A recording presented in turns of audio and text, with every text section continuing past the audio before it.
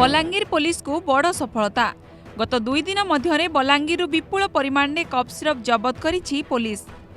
आज पुलिस 200 बोतल cup syrup और 3 लिटर एडलट निशाजनित द्रव्य जबत करने सह 3 जन को अटक रखिथिला। गिरफ होइतिबा अभियुक्त माने हेले सूरज मेहर और राजा मेहर। ए 2 जन विभूतिपड़ार बोली जना पड़िछि। आउ जणे हेले इंदिरानगर सूरज बिसी। अन्यपटे गतकाली मध्य बलांगीर पुलिस 455 बोतल कप सिरप जबत करने सह 4 जन को गिरफ करी कोर्ट चालान करिथिला। सेपटे बलांगीर जिले में दिन को दिन निशा कारबार बढ़ुवा बेले पुलिस निद हजि जाइछि। निशा कारबार बढ़ुवारु चोरी डकायती हत्या भली जघन्य कांड सबु घटुछि। बाहर राज्यरू हजार हजार कप सिरप बोतल बलांगीर को आसुछि और एसबु अन्य जगह को स्थानांतरित करा जाउछि बोली पुलिस को सूचना मिलिछि। विगत किछि दिन हेब पुलिस कड़ाकड़ी पाट्रोलिंग करुवा बेले 2 दिन मध्य 7 जन को गिरफ करने सह 700 बोतल मादक द्रव्य जबत करिछि पुलिस। एने बलांगीर एसपी तोफान बाग कहिसंती।